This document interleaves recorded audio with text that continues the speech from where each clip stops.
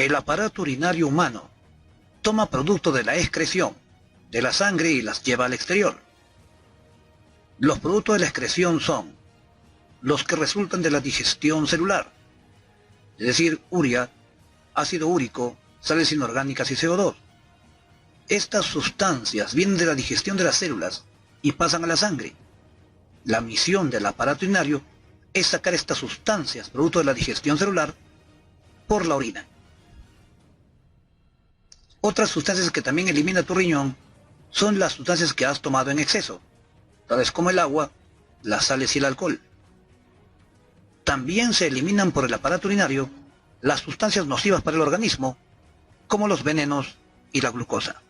Se deduce que la glucosa, cuando está en aumento en sangre, se sabe que causa daño a órganos internos, como por ejemplo el ojo en la visión, los nervios periféricos y el mismo riñón. El aparato urinario tiene dos partes, que son los riñones y las vías urinarias. Riñones son órganos simétricos en forma de frijol, situados en la parte superior del abdomen, a ambos lados de las primeras vértebras lumbares. En el centro de su parte cóncava se halla un agujero llamado ilio, por donde penetran estructuras, es decir, por el ilio, ubicado en la parte central del borde cóncavo del riñón, entra la arteria renal y los nervios, y salen las venas renales. Los riñones llevan en su parte superior un órgano en forma de capucha llamado cápsula suprarrenal, la cual es una glándula endocrina que directamente nada tiene que ver con la formación de orina. El riñón, sin embargo, crea varias hormonas, como por ejemplo la dopamina, que aumenta el ritmo cardíaco y la presión arterial, la trombopoyetina, que ayuda a formar plaquetas, entre otras hormonas. Morfología externa del riñón. El riñón presenta tres capas que le envuelven, las cuales son la fascia renal, la cápsula adiposa y la cápsula renal. La fascia renal es la capa más externa formada por tejido conjuntivo fibroso. Su función es fijar el riñón a órganos vecinos y a las paredes abdominales, es decir, fija el riñón a la espalda. Cápsula adiposa es la capa media de las envolturas del riñón. Está formada por tejido adiposo. Protege al riñón de golpes y traumas y lo mantiene adherido a la cavidad abdominal. Cápsula renal es la capa más interna. Es una capa fibrosa transparente y lisa. Aísla el riñón de posibles infecciones. Morfología interna. Al corte longitudinal el riñón presenta dos zonas que son la corteza renal y la médula renal. La corteza renal de color oscuro y de aspecto granuloso, ello debido a la presencia de corpúsculos renales o de Malpighi. Estos corpúsculos renales después se verán que están formados por glomérulos y cápsulas de Bowman. Según el Seprunza en la corteza, existen los glomérulos renales y los túbulos contorneados. Médula renal está formada por 12 a 18 pirámides renales. La punta de cada pirámide se conoce como papila renal.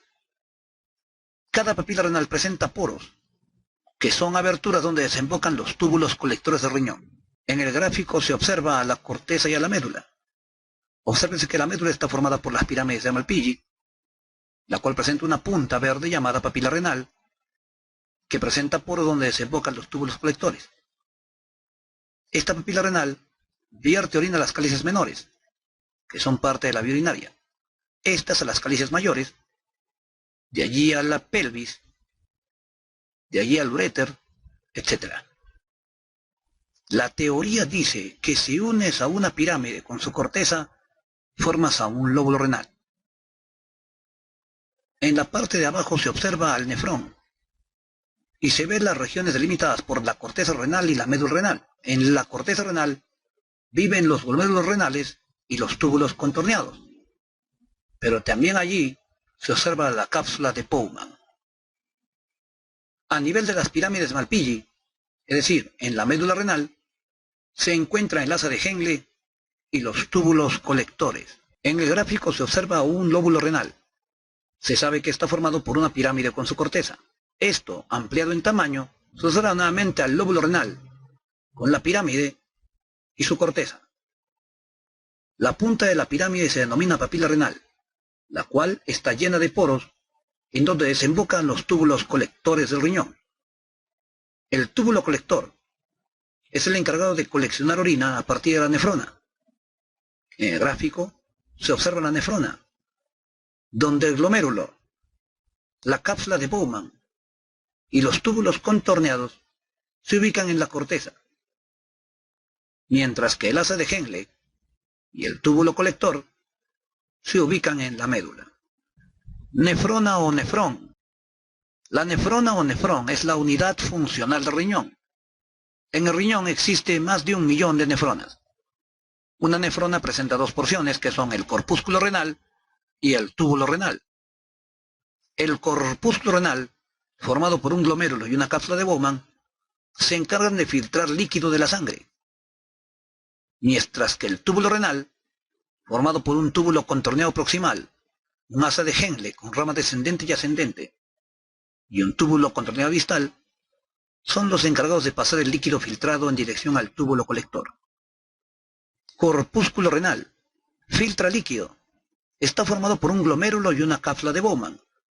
Según el Seprunza, el glomérulo es un ovillo de capilares, mientras que la cápsula de Bowman es una capa epitelial de doble pared. En el túbulo renal se observan sus partes, que son el túbulo contorneado proximal, la parte más larga del nefrón, la rama delgada o descendente del asa de Henle, la rama ascendente o gruesa del asa de Henle, el túbulo contorneado distal y el túbulo colector.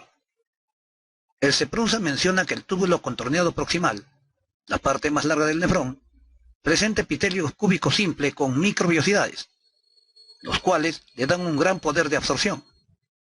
El túbulo contorneado distal y el túbulo colector presentan epitelio simple cúbico pero sin microvellosidades. El corpúsculo renal está formado por un glomérulo y una cápsula de Bowman. La misión del corpúsculo es filtrar líquido, sacándolo de la sangre. El objetivo es filtrar plasma. Para que el plasma sea filtrado, debe atravesar 2 paredes, que son la pared capilar glomerular y la capa podocítica. Hay que tomar en cuenta que la cápsula de Bowman, como se indicó anteriormente, es una capa epitelial doble pared, la cual presenta una pared interna que presenta podocitos y una pared externa que presenta epitelio escamoso no especializado. La pared interna también se llama capa visceral de la cápsula de Bowman, mientras que la pared externa se llama capa parietal de la cápsula de Bowman. Entre ambas paredes se encuentra un espacio llamado espacio capsular o urinario. Para que el plasma sea filtrado hacia ese espacio capsular o urinario, como indicamos, debe atravesar 2 paredes, la pared capilar glomerular y la capa podocítica. Una vez que el plasma es filtrado, lo que queda en el espacio capsular se llama ultrafiltrado, el cual contiene agua y muchos solutos. Aparato yuxtaglomerular. El aparato yuxta, etimológicamente, representan los vecinos del glomérulo. Según el Seprunza, es la unión entre una parte del túbulo contorneado distal y la arteriola aferente. El aparato yuxtaglomerular se encarga de crear 2 sustancias, una enzima y una hormona. El aparato yuxta crea una enzima llamada renina o angiotensinogenasa, la cual transforma el angiotensinógeno hepático en angiotensina 1 y luego esta en angiotensina 2, la cual es un potente vasoconstrictor. Al achicar el vaso sanguíneo, tiende a aumentar la presión arterial. Por eso se dice que la renina aumenta indirectamente la presión arterial. El aparato yuxta también crea una hormona llamada eritropoyetina, la cual estimula la producción de los glóbulos rojos. Es de menester imaginar que si hay un daño renal, el paciente puede terminar con anemia. Las células del aparato yuxtaglomerular son especialmente 3. Primero, célula yuxtaglomerular. Son células diferenciadas del endotelio vascular de la arteriola aferente. Recordar que la arteriola aferente termina formando al capilar glomerular y de este sale una arteriola llamada arteriola eferente. Las células yuxtaglomerulares crean una enzima llamada renina, las cuales, como se indicó, aumentaban indirectamente la presión arterial a través de la angiotensina 2. En el túbulo contorneado distal existen unas células cúbicas altas y amontonadas llamadas mácula densa. La mácula densa, según se pronuncia, son sensibles a los cambios de concentración de cloruro de sodio en la luz del túbulo. Es decir, la mácula densa son células que son sensibles a los cambios de concentración de sal. Entre la mácula densa y el glomérulo, también llamado polo vascular del corpúsculo renal, la arteriola aferente y la arteriola eferente, se encuentran unas células en forma de estrella llamadas células mesangiales, las cuales son células dendríticas cuya principal acción es fagocitaria. Y aunque el Seprunza no lo mencione, estas células mesangiales limpian la zona del intersticio de cualquier desecho celular. Presiones que participan en la filtración. Hay que tomar en cuenta que la renina buscaba aumentar la presión arterial. Su misión era aumentar una presión de agua dentro del glomérulo para que de esta manera se pueda filtrar orina. Se sabe que hay presiones a favor y en contra de la filtración. La presión que se encuentra a favor de la filtración es la presión hidrostática o capilar. La presión hidrostática permite la salida del plasma en dirección hacia la cápsula de Bowman. Por lo tanto, se encuentra a favor de la filtración y vale 60 milímetros de mercurio. Las presiones que están en contra de la filtración son dos: la presión capsular y la presión oncótica. La presión capsular la ejerce la cápsula de Bowman. Se opone al filtrado. El agua que está en la cápsula quiere regresar a la sangre. Vale 18 milímetros de mercurio. La última presión que está en contra de la filtración es la presión oncótica, y la ejercen las proteínas que se encuentran en la sangre, ya que a estas les gusta jalar agua hacia los capilares. La presión oncótica, que está en contra también de la filtración, vale 32 milímetros de mercurio. Presión efectiva de filtrado. Es una suma algebraica entre presiones a favor y presiones en contra de la filtración. Su fórmula sería presión hidrostática menos la suma de la presión oncótica con la presión capsular. Esta suma algebraica termina dando 10 milímetros de mercurio positivo. Por lo tanto, la presión efectiva de filtración es de solo 10 milímetros de mercurio. Suficiente para que se filtren al día aproximadamente entre 150 y 180 litros de filtrado. Fenómenos para la formación de orina. Existen tres fenómenos para la formación de orina que son filtración, reabsorción y secreción. Filtración es el paso de agua y solutos, es decir, de ultrafiltrado, desde los capilares glomerulares hacia la cápsula de Bowman. Se ejerce con una presión de 10 milímetros de mercurio. Como indicamos, ahí se filtra agua y muchos solutos. Reabsorción es el pasaje de agua y solutos desde los túbulos renales hacia los capilares peritubulares. Se reabsorbe cerca del 99% de lo que se filtró. Secreción es el pasaje de sustancias y productos de desecho no reabsorbidos y drenados a nivel de las papilas renales. Si hablamos de la reabsorción, normalmente el sodio, potasio, cloro, agua y urea se reabsorben en todas las partes del túbulo renal. Según muestra la imagen, se reabsorbe el 99% de lo filtrado. El 65% de lo filtrado se reabsorbe a nivel del túbulo contorneado proximal, debido a sus microvellosidades. El 15% de lo filtrado se reabsorbe en la rama descendente del haz de Henle. En el túbulo contorneado distal se reabsorbe el 10% de lo filtrado y en el túbulo colector el 9%. Al final, solo termina saliendo por la orina el 1% de lo filtrado, lo cual da entre 800 a 1500 centímetros cúbicos al día. A esta sustancia llamada orina, que tiene un olor sui generis, se le da un pH de 5 a 7, promedio 6,5, ligeramente ácido. El color de la orina se debe a la presencia del urocromo y la urobilina. Espuma. En la orina se forma escasamente la espuma al agitarla.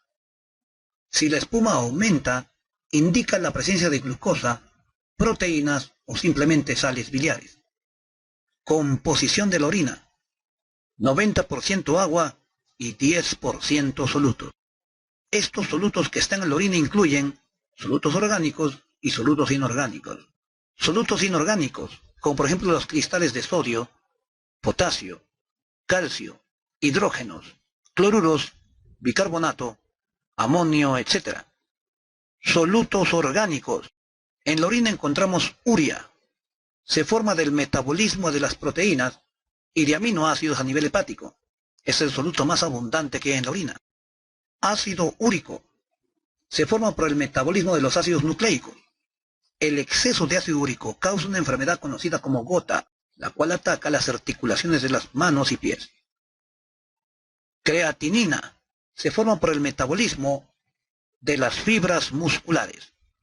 El antiguo Seprunza menciona las sustancias que se filtran normalmente. Como indicamos anteriormente, a nivel del corpúsculo renal, que tiene un glomérulo y una cápsula de Bowman, se filtran agua y muchos solutos hacia el espacio capsular urinario. Sin embargo, no llegan a filtrarse ni proteínas de alto peso molecular, ni tampoco elementos formes. A nivel del túbulo contorneado proximal, se reabsorbe el 65% de agua, 100% de glucosa y aminoácidos, y pequeñas proteínas que fueron filtradas anteriormente. El antiguo Seprunza menciona que había dos tipos de reabsorción: la reabsorción por transporte pasivo y la reabsorción por transporte activo.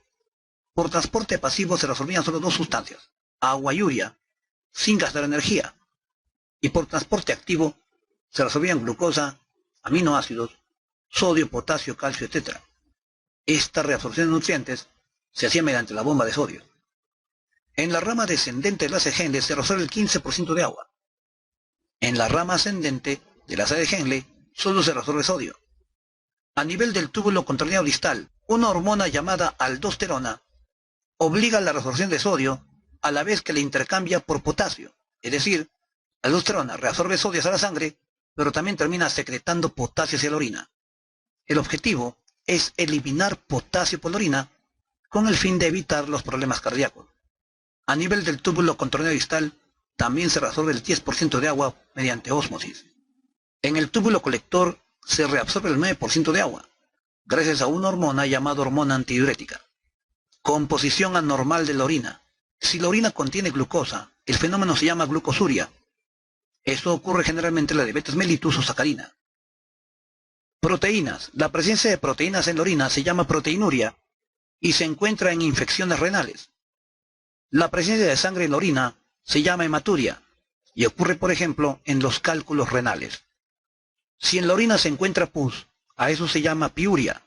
También puede encontrarse hemoglobina, bilirrubina, lípidos, etc.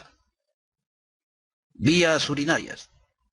Una vez que las pirámides de Malpighi han coleccionado orina y la llevan a la papila renal, esta vierte la orina hacia las cálices menores. Las cálices menores son 9 pequeños tubos membranosos, los cuales desembocan la orina hacia las cálices mayores, que son solamente 3 conductos colectores, los cuales son más voluminosos. Las cálices recepcionan la orina de las pirámides de Malpighi. Las cálices mandan la orina a la pelvis renal, un receptáculo aplanado de adelante hacia atrás, que recepciona y drena la orina hacia los uréteres. Los uréteres son 2 conductos cilíndricos delgados, que poseen 2 capas de músculo liso, y realizan movimientos peristálticos, que terminan al final llevando la orina por la cara posterolateral de la vejiga. La vejiga es un órgano muscular hueco que se comunica con la uretra. Se encarga de almacenar orina y luego permitir su expulsión, es decir, la micción. La uretra es un conducto fibromuscular. Lleva la orina desde la vejiga urinaria hacia el exterior. Fin de la transmisión. Por su atención, gracias.